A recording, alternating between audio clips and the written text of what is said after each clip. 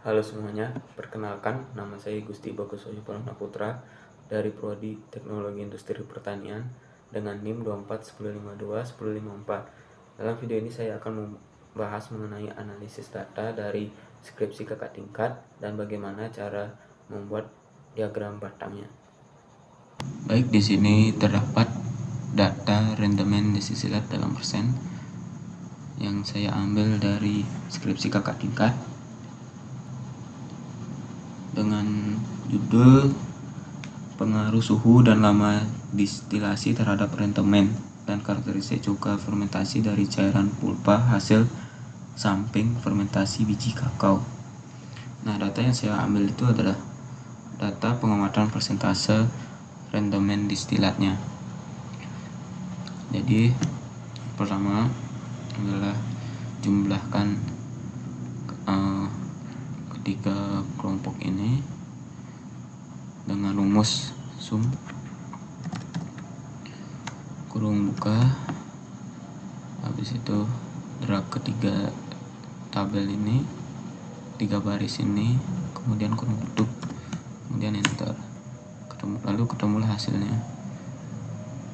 Kemudian kita cari rata-ratanya dengan menggunakan rumus average. Kurung buka, kita drag lagi, kurung tutup, enter. Nah, ketemulah hasil rata-ratanya. Kemudian kita sekarang mencari standar deviasinya menggunakan rumus STDF. Kurung buka, kita drag lagi, itu kurung tutup, enter. Kemudian jika ingin mempercepat semua perhitungan ini, kita bisa drag seperti ini. Nih, dari ujung kanan bawah ini kita klik, kemudian kita drag seperti ini, lalu kita lepas. Nah, otomatis hasilnya akan terlihat di sini. Hal yang sama dilakukan pada rata-rata juga, seperti ini. Nah, ketemu hasilnya. Dan standar deviasinya juga sama, kita lakukan drag seperti ini. Nah, seperti itu ya. Nah, karena dari data dari skripsi kakaknya itu sudah ditemukan rata-ratanya dan dibulatkan, jadi saya akan membuat di sheet 1. Saya sudah sediakan sheet lain, ini sudah dibulatkan. Nah, ini standar deviasinya juga sama, yang bedanya rata-rata ini sudah dibulatkan. Kemudian sekarang kita buat diagram batangnya. Kita klik insert di sini, kemudian klik nih kolom or bar chart ini, kita klik, kemudian kita pilih 2D kolom yang ini, kita klik. Nah, karena ini masih gini ya, masih putih gini, jadi kita masukkan data yang ini ke sini. Nah, caranya itu klik kanan, kemudian select data, klik select data. Nah, kita langsung ke add, ini kita klik add, kemudian kita drag rata-ratanya yang untuk series name ini, kita klik yang ini rata-rata, kemudian di bawahnya kita drag ini nilai-nilai dari rata-ratanya ini, kita drag seperti ini. Kalau sudah seperti itu, klik OK. Nah, itu baru di sumbu Y. Sekarang kita edit ada yang sumbu X nya. Jadi ini kita klik yang ini, edit. Nah, kemudian kita drag yang ini. Oke, klik lalu klik OK.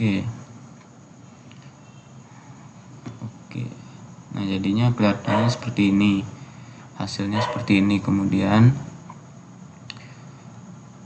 kita buat ini seperti, kita isikan garis di sini.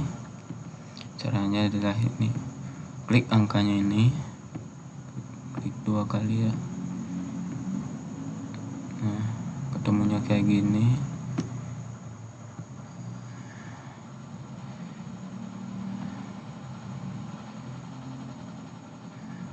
Nah, cara buat line-nya ini masih otomatis ya. Saya akan klik untuk yang solid line ini, kemudian ganti warna jadi hitam. Udah. Setelah itu, kemudian hal yang sama kita lakukan pada yang di bawah ini. Kita klik 2 kali, kemudian solid line warna hitam. Nah, jadinya seperti ini.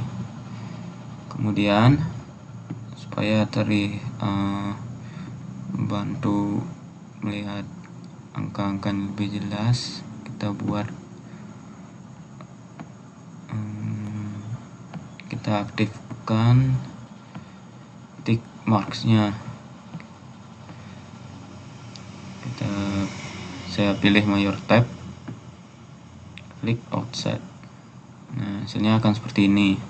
Hal yang sama kita lakukan pada sumbu X-nya. Aktifkan ticknya, major type, habis itu klik outside. Nah, oke. Jadi hasilnya akan seperti ini. Kemudian ini garis-garis ini bisa kita hapus, klik ini sampai kelihatan titik-titik birunya seperti ini. Kemudian kita klik delete yang ada pada keyboard laptop atau komputer. Kita klik delete. Nah, bisa dilihat ini sudah hilang. Kemudian kita yang kurang di sini adalah standar deviasinya. Kita akan tambahkan standar deviasinya seperti ini. Klik ini,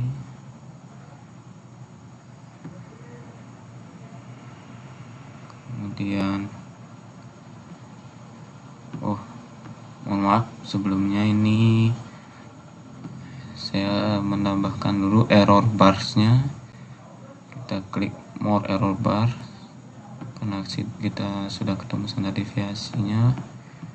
Kemudian kita klik custom, habis itu klik specify value ini. Nah, untuk positive error value kita drag data dari standar deviasinya seperti ini. Nah, untuk negative error value juga lakukan hal yang sama seperti ini.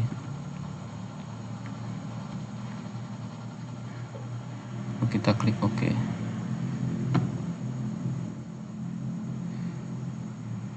Nah, jadinya akan seperti ini ya, kelihatan error barnya seperti ini. Nah, jika ingin jika ingin mendapatkan angka datanya, kita bisa klik diagram ini lagi, kemudian kita klik kanan, kemudian kita klik select data. Salah deh. Kita klik 2, kita add data label. Mohon maaf sebelumnya tadi saya salah. Jadi ini kita klik add data label. Maaf ada kesalahan teknis. Ini belum semuanya. Nah, add data label. Nah, jadinya akan seperti ini. Nah, ini kita bisa naikkan lagi supaya kelihatan angkanya.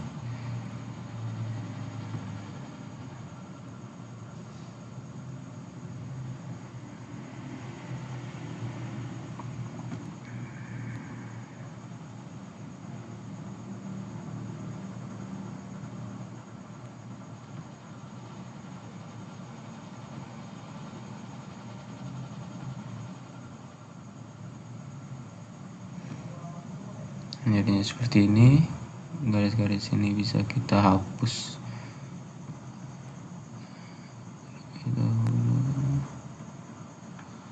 Klik delete. Jadi hasilnya akan seperti ini ya. Kesimpulan yang bisa diambil dari data ini ialah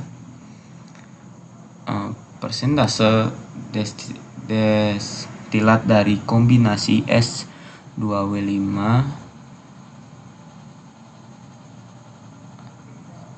adalah yang tertinggi dari kombinasi lainnya, dan rendemen destilat ini sesuai datanya itu naik secara signifikan. Dan untuk standar deviasinya, kombinasi dari S1W1, S1W2, S1W3 ini kelihatannya konsisten. Itu adalah salah satu fungsi dari error barnya untuk melihat konsistensi dari standar deviasinya, dari data standar deviasinya. Dan untuk rendemen destilat itu lebih sesuai jika untuk kombinasi S1W1 seperti saya bilang tadi itu adalah yang paling rendah, hanya menunjukkan 3,52%. Ini menunjukkan kondisi yang sangat tidak efisien untuk menghasilkan destilat. Jadi